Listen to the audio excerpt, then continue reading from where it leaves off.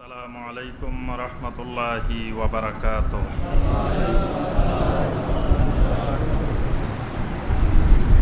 আউযু বিল্লাহি মিনাশ শাইতানির রাজীম। বিসমিল্লাহির রাহমানির রাহিম। ওয়ালাইন আরসালনা রিহান فرأوه مصفرا لظلوا من بعده يكفرون فإنك لا تسمع الموتى ولا تسمع الصم الدعاء إذا ولوا مدبرين وما أنت بهاد العمي عن ضلالتهم إن تسمع إلا من يؤمن بآياتنا فهم مسلمون الله الذي خلقكم من ضعف ثم جعل من بعد ضعف قوة ثم جعل من بعد ضعف قوة ثم جعل من بعد قوة ضعفا وشيبا يخلق ما يشاء وهو العليم القدير اللهم صل على محمد وعلى آل محمد كما صليت على إبراهيم وعلى آل إبراهيم إنك حميد مجيد اللهم بارك على محمد وعلى آل محمد كما باركت على إبراهيم وعلى آل إبراهيم إنك حميد مجيد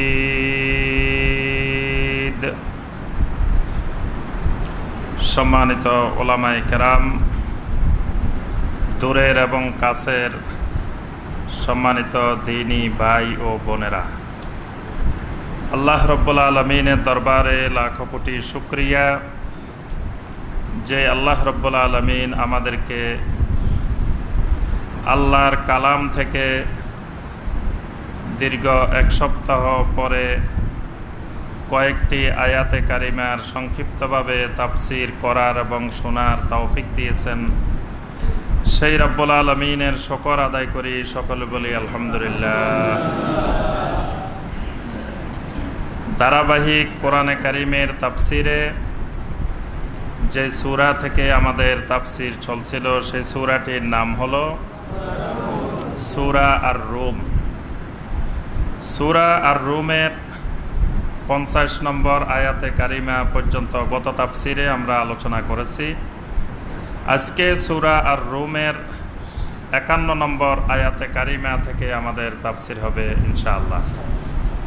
দ্বিতীয় দফার কোরআনে কারিমের তাফসীরে আজকে সূরা আর-রুমের চতুর্থ পর্বের তাফসীর হবে ইনশাআল্লাহ। এই সূরাটি মাক্কি সূরা নাকি মাদানী সূরা? এই সূরার প্রথমে আল্লাহ রব্বুল আলামিন রোম সম্পর্কে আলোচনা করেছেন। এই রোম বলতে কোন কোন অঞ্চলকে বোঝানো হয়েছে?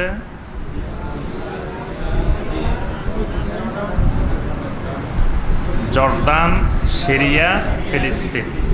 অর্থাৎ এই রোম বলতে ইতালির রোম না, এই রোম বলতে এশিয়া মহাদেশের রোম, এটা ইউরোপের রোম না।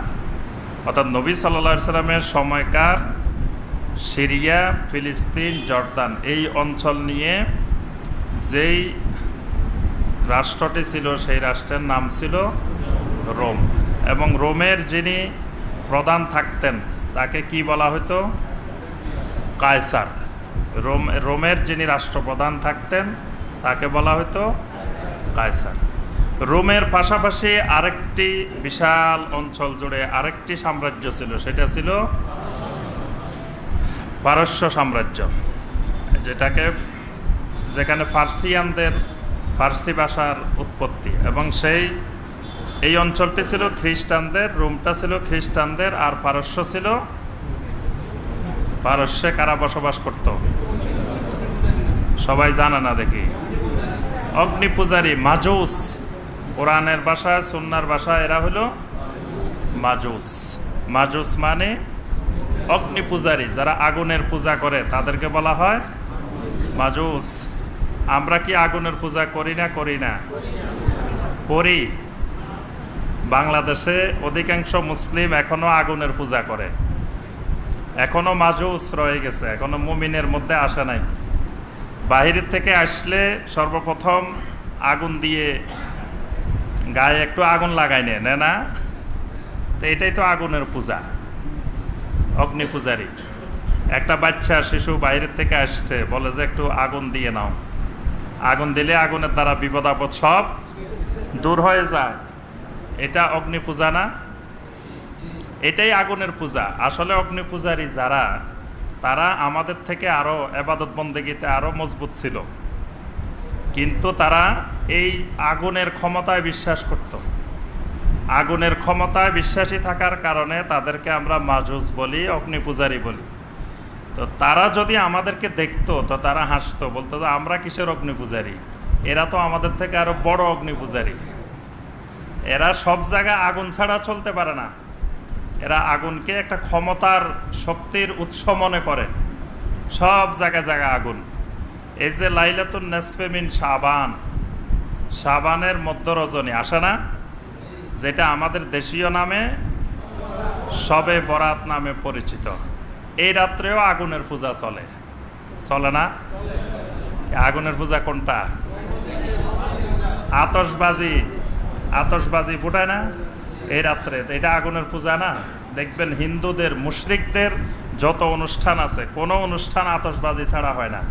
আতশবাজিও একটা অগ্নি পূজা। এটা মুসলিমদের শবে বরাতেও মাশাআল্লাহ পালন করা হয়, শবে বরাতের সাথে সাথে অগ্নি পূজা। আবার দেখবেন লাইট দিয়ে বিভিন্ন জায়গায় সাজসজ্জা, শবে বরাত উপলক্ষে মসজিদে বিভিন্ন জায়গায় আগুন দিয়ে আলোকসজ্জা, এটা আগুনের পূজা না? এটা স্বীকার করে না সবাই নাকি? এটাও অগ্নি পূজা।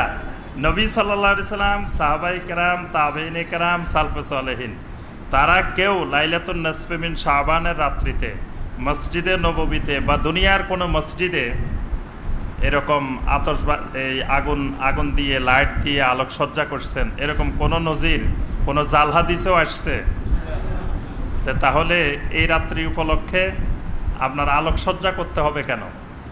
ইবাদত করতে কি আলোকসজ্জা লাগে? আর এই রাত্রিতে আপনি ইবাদত করতে চাইলে সেটা করবেন নির্জনে, গোপনে, একাকিত্বে, আর কেউ জানবেও না, দেখবেও না। কারণ ইবাদত করবেন কার জন্য? তা আল্লাহ তো আপনি ঘরে করলেও দেখে, এখানে করলেও দেখে না? তো নফল ইবাদত করতে হবে গোপনে গোপনে, আর ফরজ ইবাদত করতে হবে একেবারে প্রকাশ্যে। ফরজ ইবাদতের জন্য আজান দিয়ে, ঘোষণা দিয়ে, সবাইকে একত্রিত করে মসজিদের দরজা খুলে দিয়ে একবারে প্রকাশ্যে ফরজ ইবাদত। আর নফল ইবাদত করতে হবে গোপনে গোপনে। যত গোপনে করবেন তত সওয়াব বেশি, যত লুকাইতে পারবেন তত ফজিলত বেশি। এই জন্য নফল ইবাদত, সুন্নত নামাজ মসজিদে পড়লে যেই সওয়াব, বাসায় পড়লে দ্বিগুণ সওয়াব। নবী সাল্লাল্লাহু আলাইহি সাল্লাম বাদাল জুমুআহ, জুমার পরে যে সুন্নত, এই সুন্নত মসজিদে আদায় করলে কয় রাকাত আদায় করতেন? 4 রাকাত। আর বাসায় আদায় করলে 2 রাকাত। নবী সাল্লাল্লাহু আলাইহি সাল্লাম কখনো কখনো এই সুন্নতটা মসজিদে আদায় করতেন, আবার কখনো কখনো ঘরে গিয়ে আদায় করতেন। তো যদি মসজিদে আদায় করতেন, নবী সাল্লাল্লাহু আলাইহি সাল্লাম 4 রাকাত আদায় করতেন।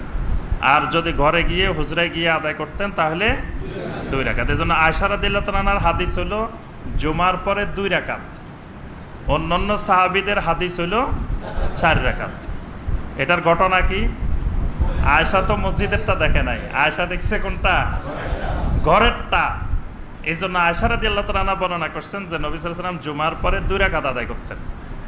আর অন্যান্যরা বলছেন যে তারা মসজিদেরটা দেখছেন, তারা বলছেন যে নবী সাল্লাল্লাহু আলাইহি ওয়াসাল্লাম জুমার পরে 4 রাকাত আদায় করতেন।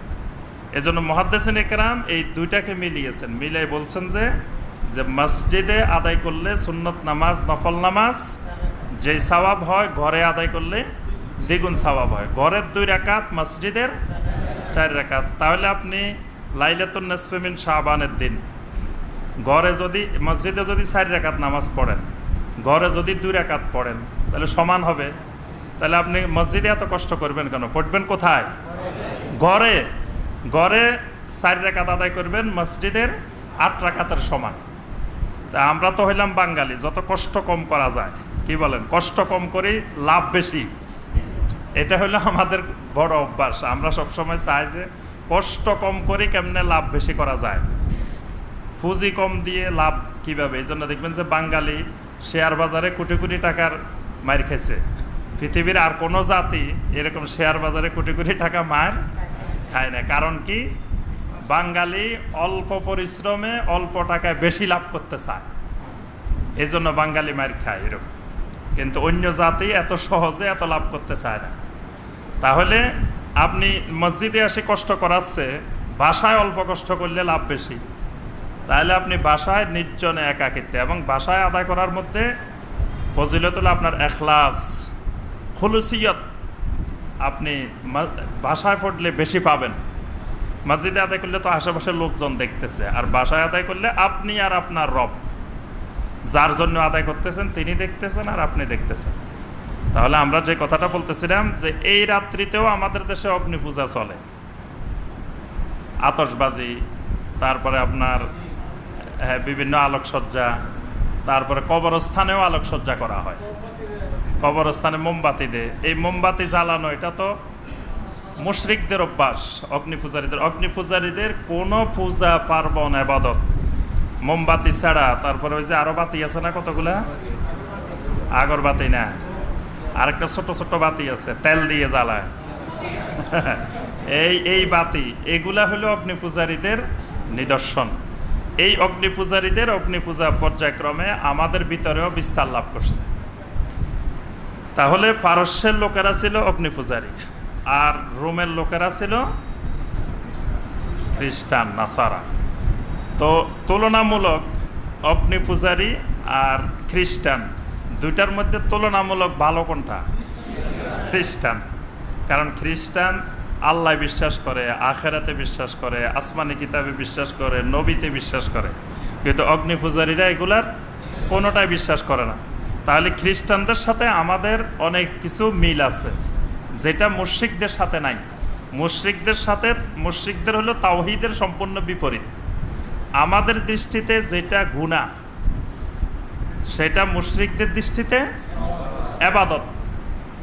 দেখবেন একবার প্রত্যেকটা জিনিস তুলনা করে দেখবেন, আমাদের দৃষ্টিতে যেটা শিরক, মুশরিকদের দৃষ্টিতে সেটা ইবাদত। আমরা সবসময় ঘুমানোর সময় খেয়াল করি যে কোনো অবস্থায় যেন পশ্চিম দিকে পা না যায়। কোনো মুসলমান ইচ্ছা করে পশ্চিম দিকে পা দিয়ে ঘুমায় না, কিন্তু মুশরিকদেরকে দেখবেন ইচ্ছা করেই পশ্চিম দিকে পা দিয়ে ঘুমায়। মুশরিকদের বাড়িতে গেলে কখনো খেয়াল করে দেখবেন যে তারা কোন দিকে পা দিয়ে ঘুমায়। চারিদিকে জায়গা আছে, তাও কোনো দিকে পা দিয়ে ঘুমাবে না, পাটা সবসময় পশ্চিম দিকে দিবে। কারণ কি? মসজিদে হারামকে, বাইতুল্লাহকে অবমাননা করা। আমরা যেটাকে পবিত্র মনে করি, যেদিকে ফিরে ইবাদত করি, তারা সেটাকে অবমাননা করাটাই সওয়াবের কাজ তাদের দৃষ্টিতে। আমাদের দৃষ্টিতে যেগুলো হারাম, তাদের দৃষ্টিতে সেগুলো জায়েজ, হালাল। দেখবেন একবারে সব ক্ষেত্রে মুশরিকদের সাথে আমাদের সম্পূর্ণ বিপরীত, কিন্তু খ্রিস্টানদের সাথে এত বৈপরীত্য নাই, যদিও কিছু কিছু ক্ষেত্রে বৈপরীত্য আছে। এই জন্য রোম যখন পরাজিত হয়, তখন আরবের মুশরিকেরাও খুশি ছিল যে রোমের পরাজয় হয়েছে। কিন্তু আল্লাহ পাক বলছেন কিছুদিনের মধ্যে রোমেরও বিজয় হবে এবং ইনশাআল্লাহ মুমিনদেরও বিজয় হবে। আল্লাহ পাক এর কিছুদিন পরে মুমিনদেরকেও বিজয় দান করছেন, আবার ওই রোমেরও বিজয় হয়েছিল। আমরা ইতিপূর্বে দেখেছি এই সূরার মধ্যে আল্লাহ সুবহানাহু ওয়া তাআলা বিশেষ করে তাওহীদের আলোচনা করেছেন। তাওহীদ এবং আল্লাহ সুবহানাহু ওয়া তাআলার আয়াত। আল্লাহ সুবহানাহু ওয়া তাআলাকে কিভাবে চেনা যায়? হয় নাই, দুইটা শব্দ শিখাইছি আপনাদের, বি আয়াতিহি ওয়া মাখলুকাতিহি। এই জন্য মুনকার নকির যখন জিজ্ঞাসা করবে মার রাব্বুকা, কি বলবেন? অনেকে এখনো প্রশ্নের উত্তরও শিখে নাই, কারণ এই পরীক্ষা তো কিছুক্ষণের মধ্যে শুরু হয়ে যাবে, যে কোনো সময় শুরু হয়ে যাবে, প্রশ্নের উত্তরও জানেন না, তা আপনি কি বলবেন? আপনাকে মুনকার নকির যখন জিজ্ঞাসা করবে, এই তুমি কোন দেশ থেকে আসছো? বাংলাদেশ থেকে। আচ্ছা ঠিক আছে, বাঙালি, বলো দেখি মার রাব্বুকা। আপনি কি বলবেন? রাদিতু বিল্লাহি রাব্বা, অথবা ছোট্ট করে সংক্ষেপে বললে কি বলবেন? রাব্বি আল্লাহ। আচ্ছা, আবার মুনকার নকির বলবো যে ও বুঝছি, ওই সরকার বাড়ি মসজিদে তাফসিরে যাইতে হুজুরে শিখাই দিছে, আসলে নকল করছো নাকি অরিজিনালি তোমার রব আল্লাহ ছিল? এবার মুনকার নকির একটু পরীক্ষা করবে, মুনকার নকির জিজ্ঞাসা করবো বিমা তারিফু রাব্বাকা, তোমার রব যে আল্লাহ এই কথা তুমি জানলে কিভাবে, শিখলে কিভাবে, তুমি জানছো কিভাবে? তখন কি বলবেন? বি আয়াতিহি ওয়া মাখলুকাতিহি। মুনকার নকির বলবো যে আর পরীক্ষার দরকার নাই, বুঝা গেছে যে এই বাঙালি আরবিও জানে, কোরআনও জানে, সুন্নাহও জানে, তাওহীদও জানে, সব জানে। কারণ এটা যেহেতু বলে ফেলতে পারছে বি আয়াতিহি ওয়া মাখলুকাতিহি, আমার আল্লাহকে চিনেছি দুইটা জিনিসের মাধ্যমে, একটা হলো আল্লাহর আয়াতের মাধ্যমে, আর একটা হলো আল্লাহ সুবহানাহু ওয়া তাআলার মাখলুকাতের মাধ্যমে। এই আল্লাহর আয়াত কোনটা কোনটা? এই সূরার মধ্যে, সূরা রুমের মধ্যে কিন্তু আল্লাহ পাক অনেকগুলো আয়াতের বর্ণনা দিচ্ছেন, যে আয়াতগুলোর মাধ্যমে রবকে চিনা যাবে, আল্লাহকে চিনা যাবে। এই আয়াতগুলো দেখলেই বোঝা যাবে যে এই নিদর্শনগুলো, আয়াতগুলো যিনি পরিচালনা করতেছেন তার নাম হলো আল্লাহ, সেই আল্লাহ হলেন আমার রব, আমারও রব, সমস্ত মাখলুকাতের রব। এরপরে আল্লাহ পাক আরও কিছু আয়াতের বর্ণনা দিচ্ছেন, তন্মধ্যে একটি গুরুত্বপূর্ণ আয়াতের বর্ণনা দিয়েছেন বাতাস, বাতাসের বিভিন্ন অবস্থা আল্লাহ পাক বর্ণনা দিয়েছেন। এরপরে 51 নম্বর আয়াতেও আল্লাহ সুবহানাহু ওয়া তাআলা বাতাসের আরেকটি অবস্থার বর্ণনা দিচ্ছেন, ওয়ালা ইন আরসালনা রিহান ফারাআউহু মুসফাররান লাযাল্লু মিন বাদিহি ইয়াকফুরুন। আল্লাহ রাব্বুল আলামিন বলেন, যদি আমি এমন বাতাস প্রেরণ করি, এমন বাতাস পাঠাই, ফারাআউহু মুসফাররান, যে বাতাসের কারণে ফসলগুলো, তাদের ফল ফলাদিগুলো সবগুলো হলুদ হয়ে যায়, পীতবর্ণের হয়ে যায়। যে বাতাসে হলুদ হয় কেমনে? জি না, মানে বাতাসের মাধ্যমে এটা হলুদ হয়, মানে যখন দেখবেন জোরে ঝড় তুফান আসে, টর্নেডো আসে, তুফান আসে, ঘূর্ণিঝড় আসে, এটা এসে বিভিন্ন ফসলকে এমনভাবে নষ্ট করে দেয় যে এটা একেবারে পীতবর্ণের হয়ে যায়, হলুদ বর্ণের হয়ে যায়। মানে এখন এটা হলুদ বর্ণের হওয়ার কথা না, অর্থাৎ যেই ফলটা এখনো পাকে নাই, কিন্তু এটা দেখেন যে আপনি 2 মাস আগে পেকে গেছে, তার অর্থ কি? মানে এটা পাকে না, এটাকে পাকানো হয়েছে, এটাকে বিভিন্ন মেডিসিন দিয়ে, ওষুধ দিয়ে, বিভিন্ন কিছু দিয়ে পাকানো হয়েছে, এই জন্য এটা হলুদ হয়ে গেছে। অরিজিনালি এটা হলুদ হওয়ার কথা না। যেই ফসল সঠিকভাবে পাকবে সেটা আরও অনেক পরে যাই হলুদ হবে, কিন্তু এমন জোরে বাতাস আসলো, দেখবেন কৃষকের অনেক সময় একেবারে ফসল পাকার সময়, এমন সময় সজোরে এরকম টর্নেডো এসে, ঘূর্ণিঝড় এসে, তুফান এসে সব ফসল একবারে মাটির সাথে মিশে গেছে। তখন কিন্তু এগুলোর মধ্যে আর ধান থাকে না, ফসল থাকে না, এগুলো হলুদ হয়ে পড়ে থাকে। তা আল্লাহ পাক বলতেছেন, আমি কখনো কখনো এরকম বাতাসও পাঠাই, যেই বাতাসের মাধ্যমে, এর আগে বলছেন যে এমন বাতাস পাঠায় যেই বাতাসে পরাগায়ন করে, এরকম বাতাসও পাঠায়। আবার এমন বাতাস পাঠায় যেটার দ্বারা সাগরের নৌযান চলাচল করে। আবার এমন বাতাসও পাঠায় যেটা দ্বারা মেঘমালা আল্লাহ পাক পরিচালনা করেন, বিভিন্ন জায়গায় বৃষ্টি নাজিল করেন। বাতাস দিয়ে আল্লাহ পাক কী কী কাজ করেন সেগুলোর বর্ণনা দিচ্ছেন। তো এক ধরনের বাতাস আছে যেটা দিয়ে ফসল নষ্ট হয়ে যায়, এই বাতাস দিয়ে। তখন কি করে? লাযাল্লু মিন বাদিহি ইয়াকফুরুন। যখন আল্লাহর বান্দাদের ফসল নষ্ট হয়ে যায়, তখন এই আল্লাহর বান্দারা আল্লাহর সাথে কুফরি করা শুরু করে দেয়। মানে আল্লাহর শুকর আদায় না করে যে আল্লাহ পাক কেন বাতাস দিয়ে তার ফসল নষ্ট করে দিল, এজন্য আল্লাহর কুফরি করা শুরু করে। কুফরি করা মানে আল্লাহর কোথাও দেখে না, খালি এই বাংলাদেশে দেখছে, খালি ঝড় তুফান সব দিয়ে আল্লাহ আমাদের সব নিয়ে গেল, আল্লাহ আমাকে সর্বশান্ত করে দিল, সব শেষ করে দিল, আল্লাহ আমার দুঃখ দুর্দশা কিছুই বুঝলো না। মানে আল্লাহর দোষ যা আছে সব আল্লাহর উপরে দোষ চাপানো, এটাকেই বলা হয়েছে লাযাল্লু মিন বাদিহি ইয়াকফুরুন। এই বাতাসটা পৃথিবীতে আসলে আল্লাহর বান্দারা আল্লাহর সাথে কুফরি করা শুরু করে, আল্লাহর নিয়ামতের অস্বীকার শুরু করে। আল্লাহর বান্দা দীর্ঘ 20 বছর ধরেন কৃষিকাজ করে, 20 বছর চাষাবাদ করে, 20 বছরের মধ্যে 19 বছর সে ভালো ফসল পাইছে, 1 বছর আসি তার ফসলটা নষ্ট হয়ে গেছে।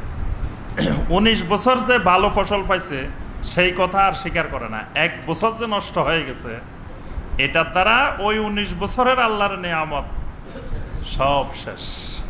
সব শেষ হয়ে লাযাল্লু মিন বাদিহি ইয়াকফুরুন, এরপরে আল্লাহর সাথে কুফরি করা শুরু করে দেয়। ফাইন্নাকা লা তুসমিউল মাউতা ওয়া লা তুসমিউস সুম্মা দুআ ইযা ওয়াল্লাউ মুদবিরিন। আল্লাহ রাব্বুল আলামিন বলেন, এইভাবে আল্লাহর অসংখ্য আয়াত, অসংখ্য মাখলুকাত জমিনে বিদ্যমান থাকা সত্ত্বেও কিছু কিছু মানুষ আছে, এরা হলো আসম্য মানে হলো বদির, এরা কানে শুনে না, একেবারে কানে কিছুই শুনে না, এরকম কিছু মানুষ জমিনে আছে। আবার কিছু মানুষ আছে অমিয়ে মানে অন্ধ, চোখে দেখে না। কিছু চোখে দেখে না মানুষ আছে, কিছু কানে শুনে না মানুষ আছে।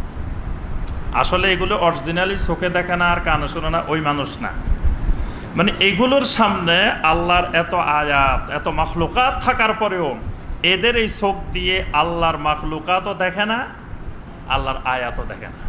মানে আল্লাহকে সে খুঁজে পায় না, অথচ সব আয়াত, সব মাখলুকাত তার সামনে বিদ্যমান, কিন্তু সে আল্লাহকে খুঁজে পায় না।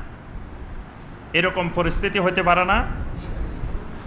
এই জন্য আল্লাহ পাক এদেরকে বলছেন এরা বধির, এরা অন্ধ, এরা কোনো কিছু দেখতেও পায় না আল্লাহর আয়াত, এরা কোনো কিছু শুনতেও পায় না। বরং এই অন্ধ আর বধির হইতে হইতে এক সময় এরা হয়ে যায় মাওতা। মাওতা মানে কি? বাংলা আরবিও জানে না। মাওতা মানে মাওত, মৃত, মানে মারা গেছে, মৃত ব্যক্তির মতো হয়ে যায়। মানুষটা জীবিত কিন্তু আসলেই মৃত। মানে তার কানেও কোনো কাজ করে না, তার চোখেও কোনো কাজ করে না।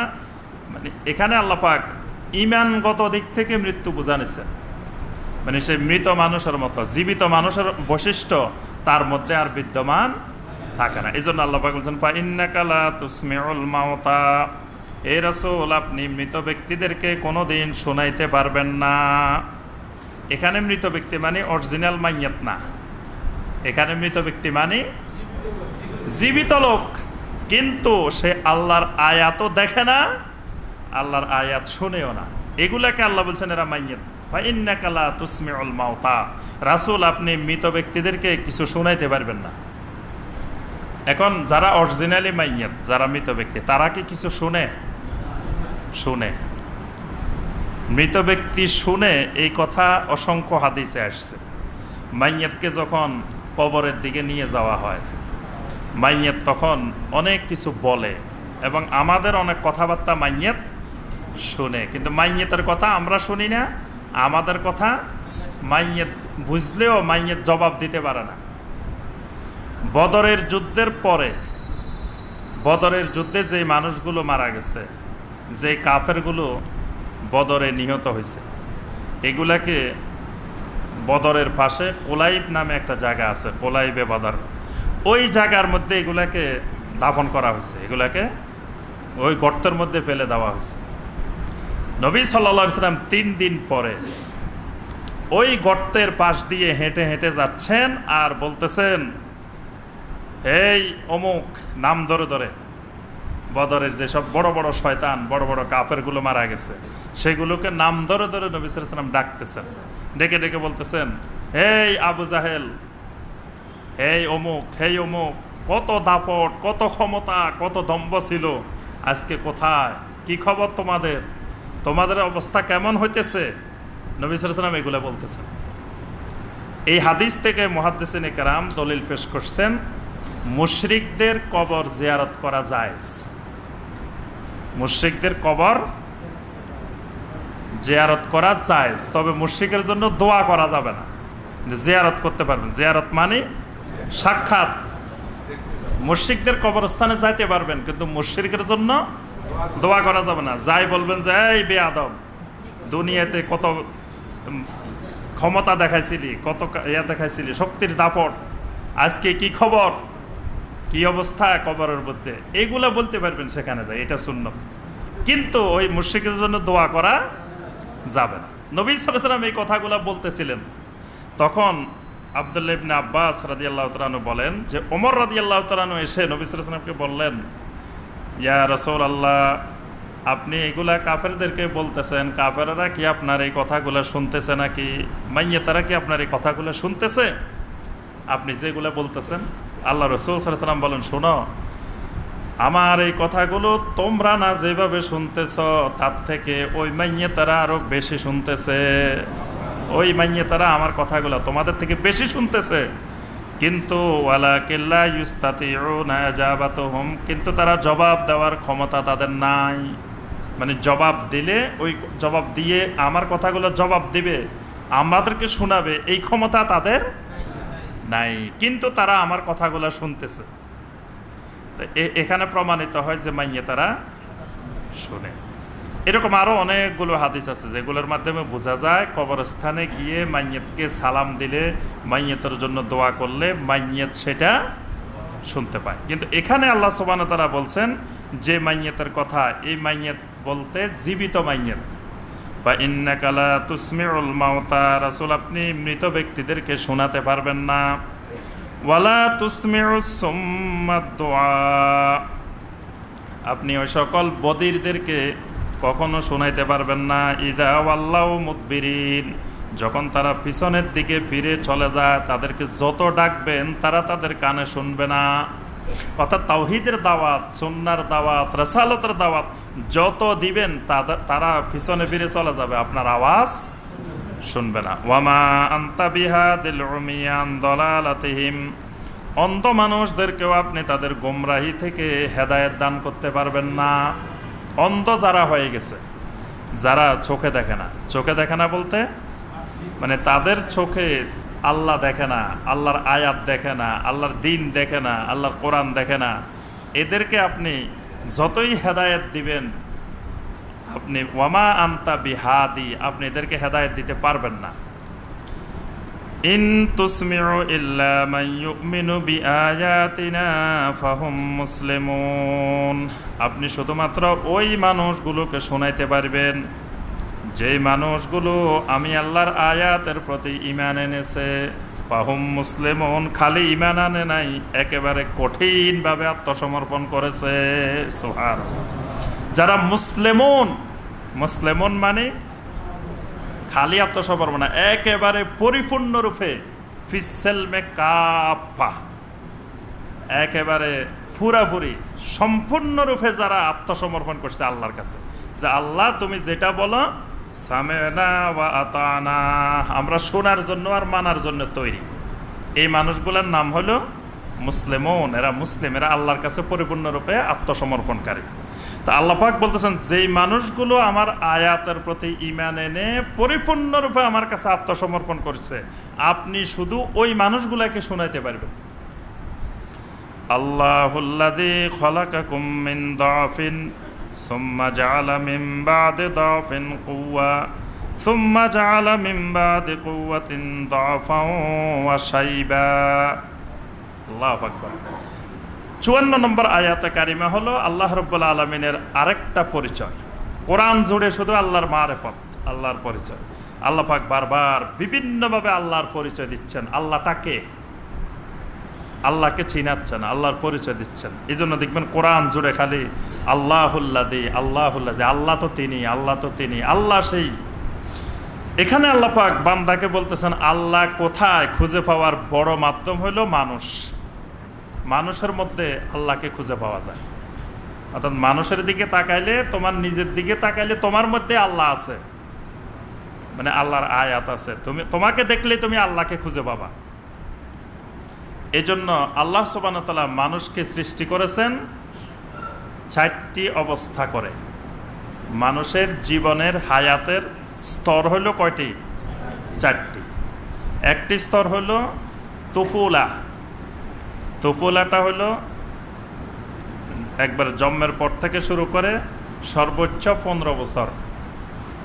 এই হায়াতটার নাম হলো হায়াতুত তুফুলা।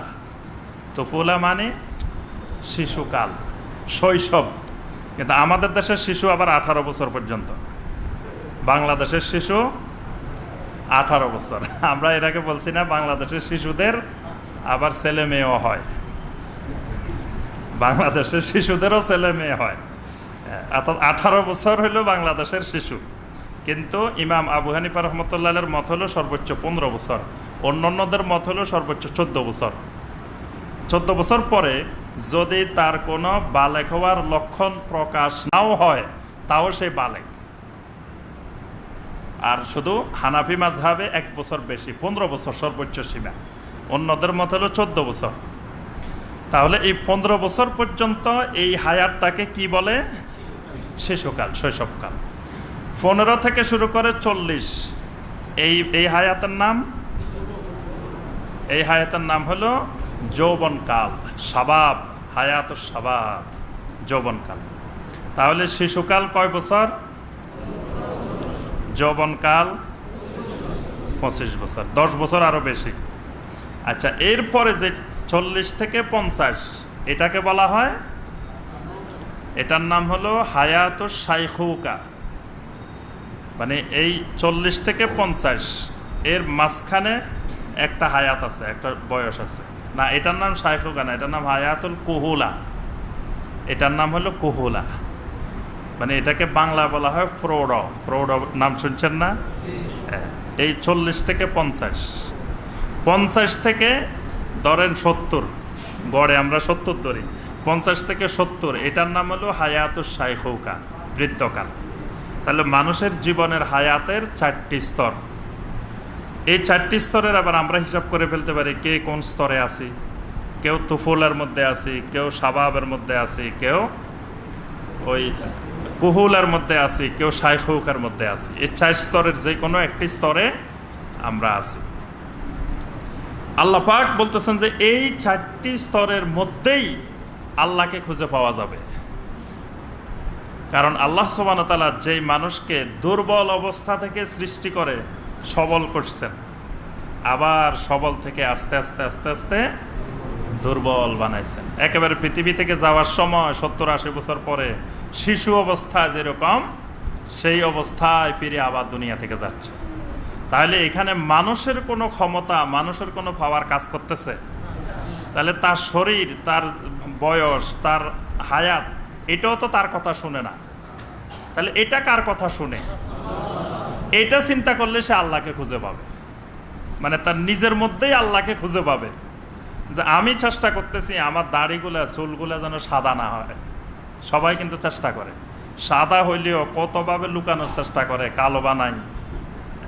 দেখবেন যে কালো বানায় যাতে সাদা মানুষ না দেখে, মানে বৃদ্ধ হইতে চায় না। সবাই চায় যুবক থাকবে, সারা জীবন যুবক, 80 বছরও যুবক, 80 বছরও যুবক থাকতে চায়, বৃদ্ধ কেউ চায় না। এই জন্য সাদা দাড়ি প্রকাশ করতে চায় না। কিন্তু দেখেন জাহিলি যুগের কবি, আজ থেকে সেই 1400-1500 বছর আগের কবি, জাহিলি যুগের কবি বলতেছেন, ইজা রাআইতু শাইবা লাহা বায়াদুহু ফাকুলতু লিশ-শাইবে মারহাবা। জাহিলি যুগের কবি বলতেছেন যে আমি যখন একদিন দেখলাম যে আমার চুল দাড়ি সাদা হওয়া শুরু হয়েছে, তখন আমি বললাম ফাকুলতু লিশ-শাইবে মারহাবা, হে বার্ধক্য তোমাকে স্বাগতম। এটার অর্থ কি? এটার অর্থ হলো মানে এটা এমন এক জিনিস, এটাকে স্বাগতম জানাইলেও আসবে, না জানাইলেও আসবে। তা তাহলে স্বাগতম না জানাইলেও যেহেতু আসবে, তো স্বাগতম জানানোটাই ভালো। স্বাগতম জানালে সেও খুশি হইলো, এটা তো অটোমেটিক এমনি আসবেই। দেখেন, জাহিলি যুগের কবি, আজ থেকে 1500 বছর আগে আমরা যে যুগকে জাহিলি যুগ বলি, সেই যুগের কবির মধ্যে কত পাণ্ডিত্যপূর্ণ কথাবার্তা।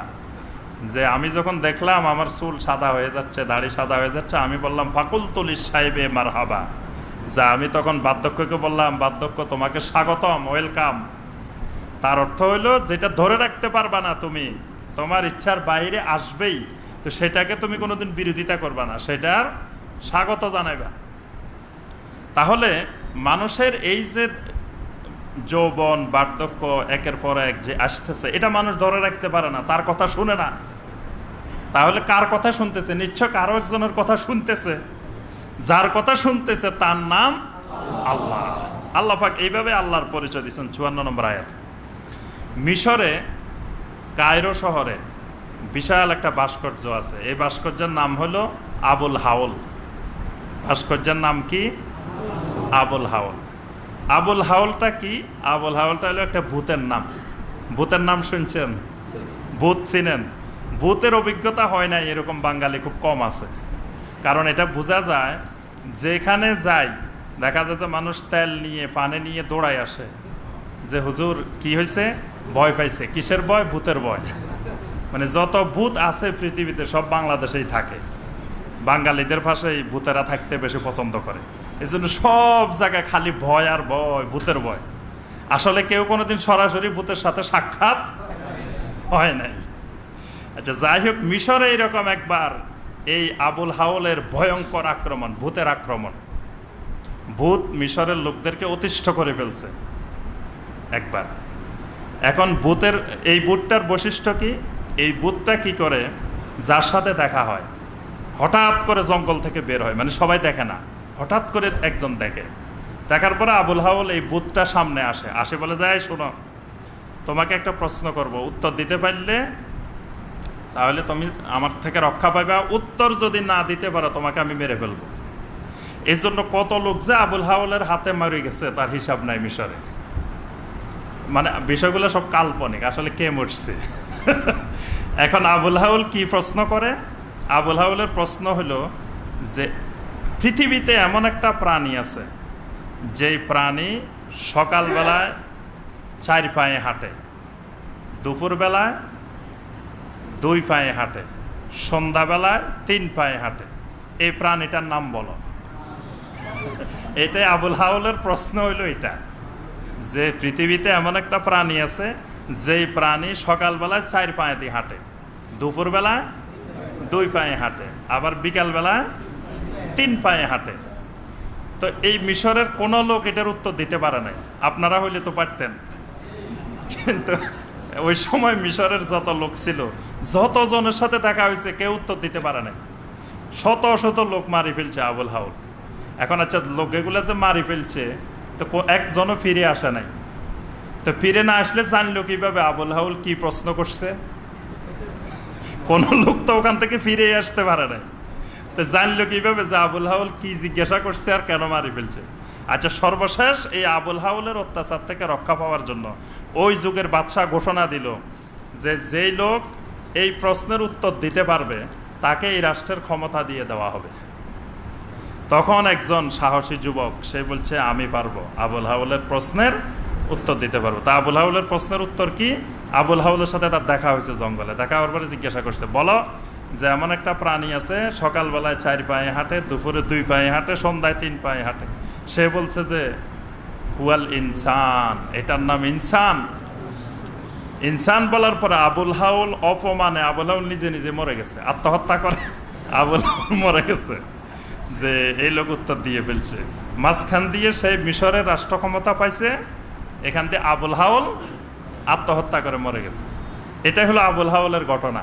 এই জন্য আবুল হাওলের ভাস্কর্য আছে এখনো মিশরে, কায়রোতে আবুল হাওলের ভাস্কর্য রাখা আছে। তো আমরা যেটা বলতেছি যে আবুল হাওল যে প্রশ্নটা করছে, এই প্রশ্নটা যে সকালবেলা 4 পায়ে হাঁটে, অর্থাৎ শৈশব অবস্থায়, শিশু অবস্থায় একজন মানুষ পৃথিবীতে চার পায়ে হাঁটে। দুনিয়াতে ৮০ কোনো শিশু 2 পায়ে দাঁড়ায় গেছে এরকম অবস্থা দেখছেন? শুধু একজন পাওয়া গেছে পৃথিবীতে যিনি মায়ের পেট থেকে 18 পারা মুখস্থ করে ফেলছে। একজন আছে পৃথিবীতে, তিনি হলেন আব্দুল কাদের জিলানী রহমতুল্লাহ আলাইহি। এর বাইরে আর কাউকে এখনো পাওয়া যায় নাই। এরপরে আপনার দুপুরবেলা 2 পায়ে হাঁটে, মানে যৌবনকালে মানুষ 2 পায়ে হাঁটে, আর বৃদ্ধকাল যখন আসে সন্ধ্যার সময় 2 পায়ের সাথে আরেকটা লাঠি আসে, 3 পা যোগ হয়।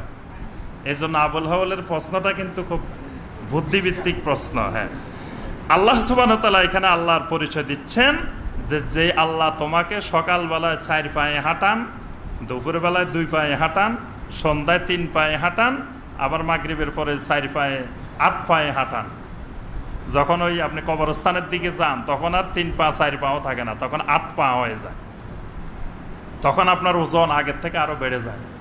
8 জনেও আলগায় নিতে পারে না, খাট কিন্তু 4 জনে সহজে নিতে পারে না, 8 জন লাগে, কিছুক্ষণ যায় পাল্টাইতে হয়। তাহলে তখন পা কয়টা হয়? 4 জন যদি হয় পা হয় 8টা। তাহলে কবরে যাওয়ার সময় আপনার 3 পাও থাকে না, পা হয়ে যায় কয়টা? 8টা কমপক্ষে। তাহলে এই হলো মানুষ। আল্লাহ পাক এই মানুষের পরিচয় দিচ্ছেন, আল্লাহুল্লাযী খালাকাকুম মিন দাফিন। আল্লাহ হলেন তিনি যিনি তোমাদেরকে সৃষ্টি করেছেন মিন দাফিন, এক দুর্বল অবস্থা, অসহায় অবস্থার থেকে।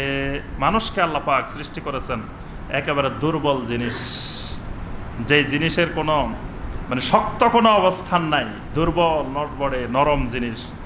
সুম্মা জাআলা মিন বাদি দাফিন কুওয়া। এরপরে এই দুর্বল অবস্থায় পৃথিবীতে আনার পরে তোমাদেরকে আল্লাহ রাব্বুল আলামিন পর্যায়ক্রমে কুওয়াত দান করলেন, শক্তি দান করলেন। শক্তি দান করতে করতে এক সময় যৌবনে পদার্পণ করাইলেন। সুম্মা জাআলা মিন বাদি কুওয়াতিন দাফা। আবার আল্লাহ রাব্বুল আলামিন ওই শক্তির পর থেকে আস্তে আস্তে তোমাদেরকে দুর্বলতার দিকে নিয়ে যান। ওয়াশাইবা, এবং পর্যায়ক্রমে বার্ধক্যে উপনীত করেন। সুবহানাল্লাহ। এখানে আল্লাহ পাক 4টা অবস্থা বলছেন। এই দাফিন মানে শৈশবকাল, আর কুওয়া মানে যৌবনকাল। এরপর আবার আল্লাহ বলছেন মিন বাদি কুওয়াতিন দাফা, ওইটা হলো কুহুলা। আর ওয়াশাইবা, সাইবা হলো বার্ধক্যকাল। ইয়াখলুকু মা ইয়াশা। আল্লাহ রাব্বুল আলামিন যেভাবে ইচ্ছা করেন সেইভাবে সৃষ্টি করেন। মানে সৃষ্টির ক্ষেত্রে আল্লাহর ইচ্ছার বাইরে আল্লাহকে কেউ কিন্তু পরামর্শ দেয় নাই আমাদেরকে কিভাবে বানাবে। আমাদের চোখগুলা সামনের দিকে দিবে না 2 দিকে 2টা দিবে, এটাকে আল্লাহ কারোর সাথে পরামর্শ করছে? ইয়াখলুকু মা ইয়াশা, এই মানুষকে, মাখলুকাতকে, প্রাণীগুলোকে কিভাবে সৃষ্টি করবেন এটা আল্লাহর ইচ্ছাই হয়েছে।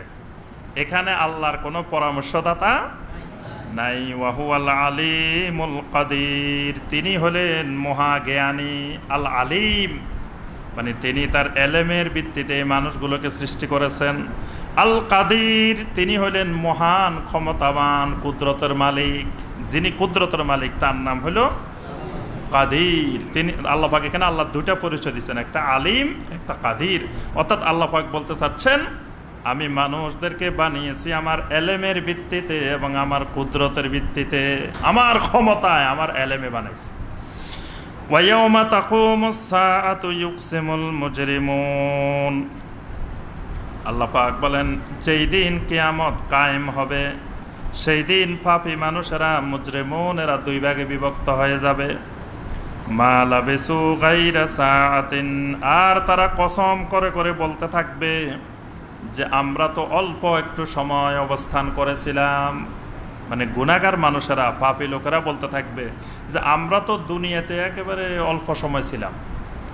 তো ঠিক আছে, অল্প সময় তো ছিলা তোমরা, তো অল্প সময় তোমরা নাফরমানি করছো কেন?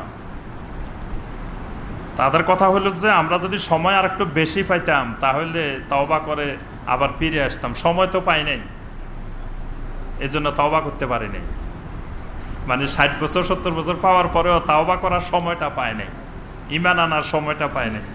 কাযালিকা কানু ইউফাকুন। আল্লাহ রাব্বুল আলামিন বলেন এইভাবেই ওই মুজরিমুনদেরকে, পাপী মানুষগুলোকে ধোঁকায় নিপতিত করা হয়, সন্দেহে নিপতিত করা হয়।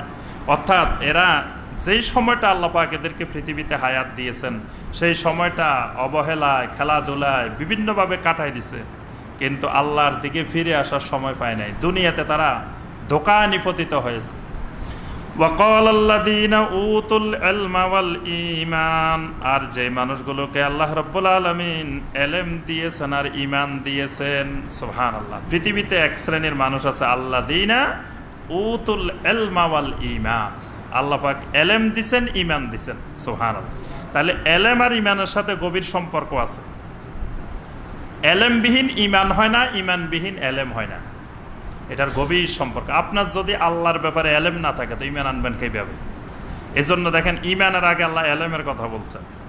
আল্লাযীনা উতুল ইলমা ওয়াল ঈমান, আল্লাহ পাক যাদেরকে এলেম দান করেছেন, যাদেরকে ঈমান দান করেছেন, তারা কিয়ামতের দিন বলে উঠবেন লাকাদ লাবিসতুম ফি কিতাবিল্লাহি ইলা ইয়াউমিল বাস।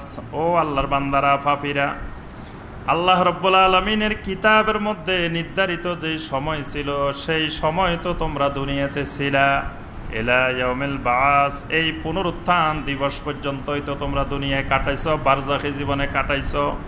অর্থাৎ আল্লাহ পাক যেটা তোমাদের জন্য আল্লাহর নির্ধারিত কিতাবের মধ্যে লিখে রেখেছেন সেটাই তো তোমাদের হয়েছে। ফাহাজা ইয়াউমুল বাস, আজকের এই দিন হলো বাসের দিন। বাসের দিন মানে সেখানে বিআরটিসির বাস পাওয়া যাবে নাকি বরিশালের লঞ্চ পাওয়া যাবে? কিয়ামতের দিন কি পাওয়া যাবে? কিছুই পাওয়া যাবে না। এটা হলো ইয়াউমুল বাস, মানে পুনরুত্থানের দিন, মানে আলমে বারজাক থেকে, কবরের জগৎ থেকে তোমাদের আবার পুনরায় দাঁড়ানোর দিন, কিয়ামতের দিন। ওয়ালাকিন্নাকুম কুনতুম লা তা'লামুন, কিন্তু তোমরা তো দুনিয়াতে এই ইয়াউমুল বাসকে বিশ্বাস করো নাই। তোমরা তো এই যে কিয়ামতের দিন আবার তোমাদেরকে পুনরুত্থান হবে, এটা তো তোমরা দুনিয়াতে বিশ্বাস করো নাই। ফায়াউমাইযিল লা ইয়ানফাউল্লাযীনা যালামু মাযিরাতাহুম, আল্লাহ রাব্বুল আলামিন বলেন ওই দিন জালেমেরা অনেক রকমের ওজর পেশ করবে, কিন্তু কোনো ওজর কিয়ামতের দিন কোনো উপকারে আসবে না। ওয়ালা হুম ইউস্তাতাবুন, কোনো ওজর তাদেরকে রক্ষা করতেও পারবে না। যত রকমের ওজর আপত্তি এগুলো দিয়ে তাদের বাঁচার কোনো রাস্তা কিয়ামতের ময়দানে থাকবে না। ওয়ালাকাদ দারাবনা লিন্নাসি ফি হাযাল কুরআনি মিন কুল্লি মাসাল, দুনিয়ার মানুষের জন্য এই কোরআনের মধ্যে যত রকমের দৃষ্টান্ত, যত রকমের জিনিস জানা দরকার, সব জিনিসের সমাহার আমি আল্লাহ কোরআনের মধ্যে দিয়েছি।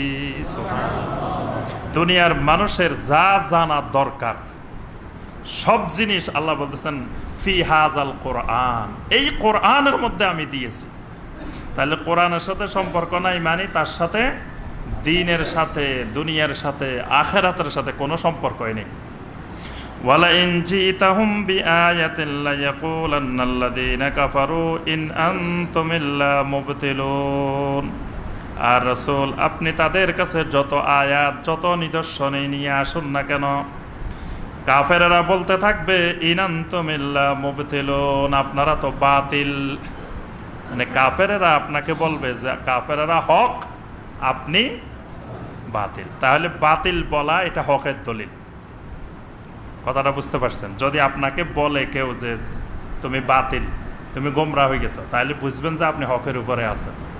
কারণ আল্লাহ পাক নবী সাল্লাল্লাহু আলাইহি ওয়াসাল্লামকে বলতেছেন যে লা ইয়াকুলান্নাল্লাযীনা কাফারু, কাফেররা আপনাকে অবশ্যই অবশ্যই বলবে ইন আনতুম ইল্লা মুবতিলুন, তোমরা বাতিল হয়ে গেছো। আল্লাহ রাসূলকে বলবে বাতিল হয়ে গেছো। তা আমরা আপনারা কি? আমরা তো গণার মধ্যে নাই। যেখানে আল্লাহর রসুল পৃথিবীতে একমাত্র হকের নিদর্শন, হকের মার্কাজ, সত্যের যিনি মূল প্রচারক, মূল দায়ী, তাকেই কাফেররা বলতেছে ইন আনতুম ইল্লা মুবতিলুন, তুমি তো বাতিল হয়ে গেছো, তুমি গোমরাহ হয়ে গেছ। তাহলে বোঝা গেল যে যুগে যুগে হকপন্থীদেরকে সবসময় বাতিল বলা হতো।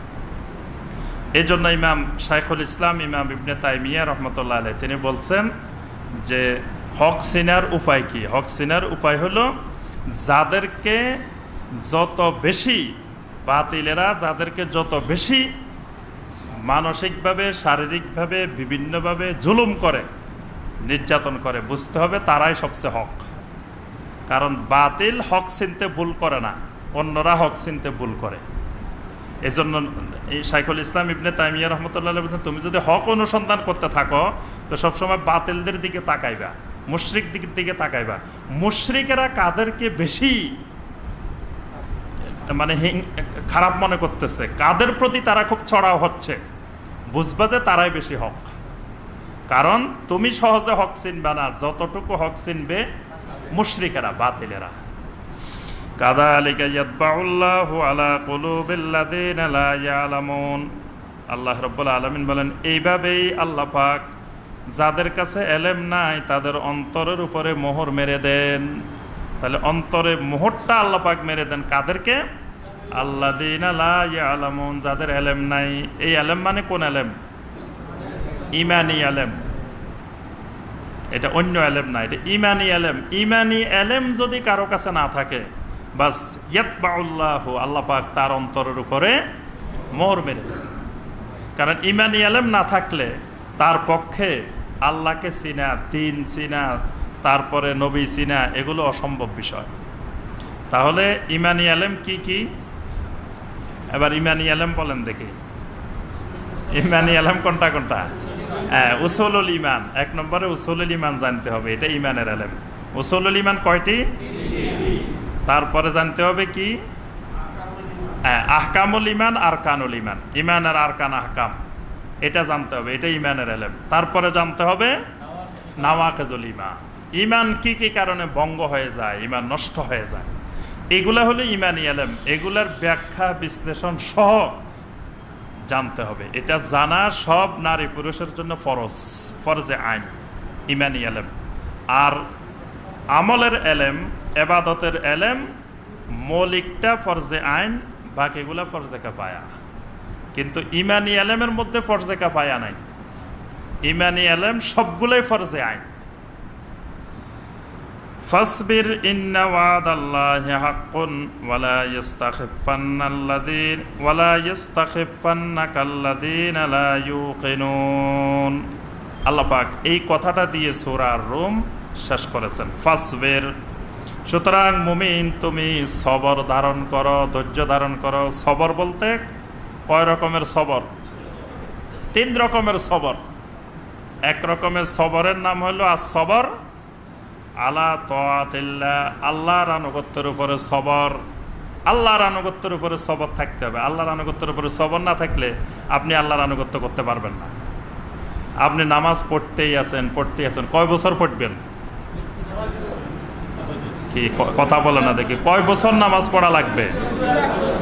কয় বছর কোনো নির্দিষ্ট নাই। আল্লাহ পাক বলতেছেন, ওয়াবুদ রাব্বাকা হাত্তা ইয়াতিয়াকাল ইয়াকিন। তোমার মৃত্যু আসা পর্যন্ত তোমার রবের ইবাদত করতে থাকো, মৃত্যু আসা পর্যন্ত। যদি আল্লাহ বলতো ঠিক আছে 10 বছর আদায় করলে আর লাগবে না, একটা নির্দিষ্ট সময় থাকতো, তাহলে আমরা 5 বছর 10 বছর পরে শেষ করে দিতাম নামাজ। কিন্তু শেষ নাই। এই যে মৃত্যু পর্যন্ত আপনি নামাজ পড়েই যাবেন, এটা বিরাট একটা সবরের বিষয়। এই জাতীয় সবরকে বলা হয় as-সবর আলা তাআতিল্লাহ, আল্লাহর আনুগত্যের উপরে সবর। আরেকটি সবর হলো as-সবর আন মাসিয়াতিল্লাহ, আল্লাহর নাফরমানি থেকে সবর। আপনি মদ পান করবেন না কতদিন? মৃত্যু আসা পর্যন্ত। কিন্তু মাঝে মাঝে মন চায়, সবাই খায়, আমি একটু খাই দেখি। সবাই ট্যাবলেট খায়, আমরা একটু খাই দেখি। মনে চায় না? চাইলেও মনে মনে বলতেছে না, ভিতরে ভিতরে চাইছে একটু খাই দেখি। কিন্তু ঈমানের কারণে আমরা খাইতেছি না। এই যে আপনি সবর ধরে আছেন বছরকে বছর, এইটা হলো as-সবর আন মাসিয়াতিল্লাহ। মাঝে মাঝে আপনার গান শুনতে মন চায়, গান শুনতে মন চায় না? কথা বলে না। তাহলে চায়, সবাইরে চায়, মন চাইবে না কেন? আপনার মন একটা, আমার মন আরেকটা নাকি? কি আমাদের মন কি আরেকটা? তো মানুষের গান শুনতে মন চায়, হুজুরদের মন চায় না? আপনাদের মন চায় না?